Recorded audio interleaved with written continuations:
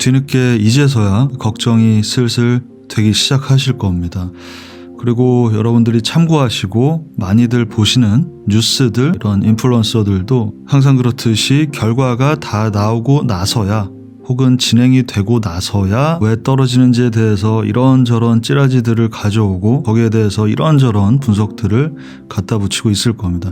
근데 정보들, 분석을 찾아다니고 그렇게 하는 이유가 뭐예요? 그게 의미 있는 분석이고 중요한 정보이면 예측이 가능해야 됩니다. 근데 실제로 대부분의 투자자들, 그리고 특히 초보분들이 참고하고 여러분들이 하고 있는 것은 뭐냐? 올라가고 있을 때는 올라갑니다. 그리고 올라가니까 좋은 뉴스들 퍼나르고, 내려가고 있을 때는 내려가고 있습니다. 그리고 내려가고 있으니까 안 좋은 뉴스들 퍼나르고 그거 보고, 그게 다예요. 가장 중요하고 위험한 점은 이번에 이 시그널조차 알아채지 못한 그들이 어떻게 더 큰 하락, 대하락을 예측할 수 있겠습니까?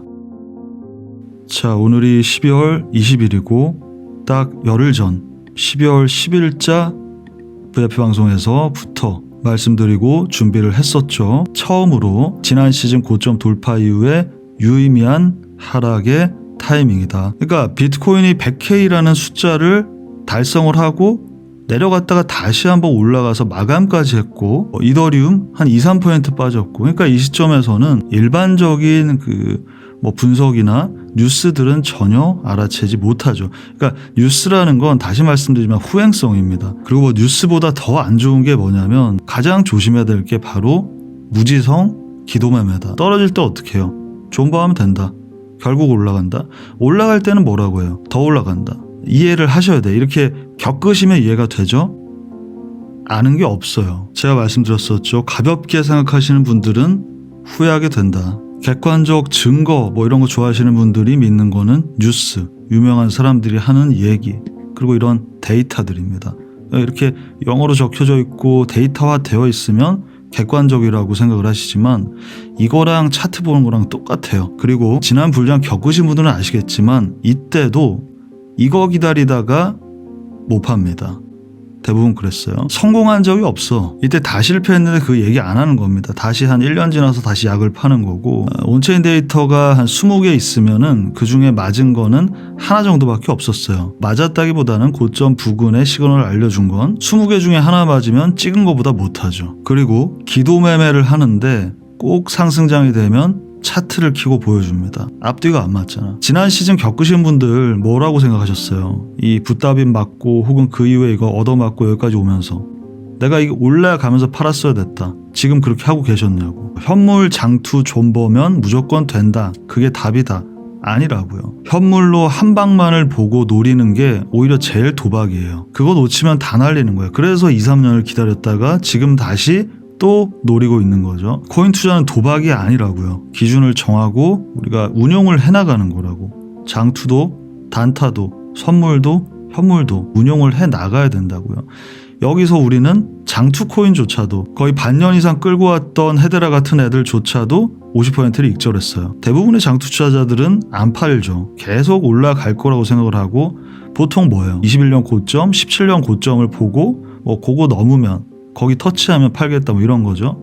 그러니까 그러한 생각은 도박이고 아무 근거가 없다. 우리는 팔 자리가 왔을 때 파는 걸 정하고 팔고 나머지는 마음 편하게 올려보내는 겁니다. 그리고 이 한 달 동안 존버만, 장투만, 현물만 홀딩했던 사람들은 모두가 어차피 미실현 수익이고 그 수익은 지금 엄청나게 떨어지고 있죠. 저희는 어때요? 장투는 분할 익절했고 선물, 메인 투자는 계속 익절하면서 수백 %를 일주일에 몇 번씩 익절하면서 여기까지 계속 가지고 있다고. 회원님들 시드 5배, 10배 그 이상까지 늘려가고 있죠. 지금 시점에서 깨닫지 않으면 더 큰 하락, 시즌 오프가 왔을 때 모두 얻어맞을 겁니다.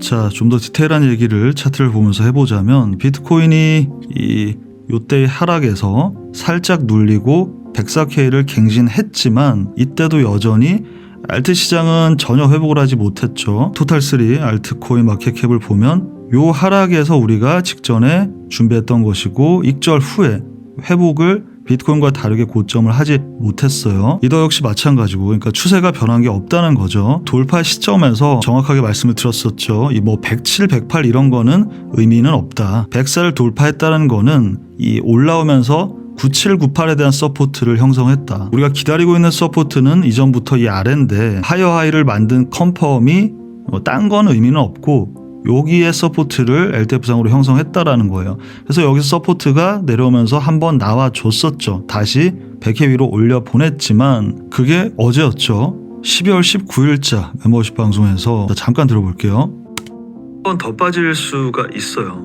그러니까 특히 비트코인도 비트코인인데 알트들이 익절을 한 시점 이후로 요만큼 한 15% 이상 하락을 했고 서포트가 나와줬지만 다시 한번 터치를 한 상황입니다. 지금 오늘. 그래서 요게 한 단계 더 내려올 수가 있습니다. 그렇게 되면 알트들에 따라서는 이 요때 하락률보다 이게 더 높을 수가 있어요.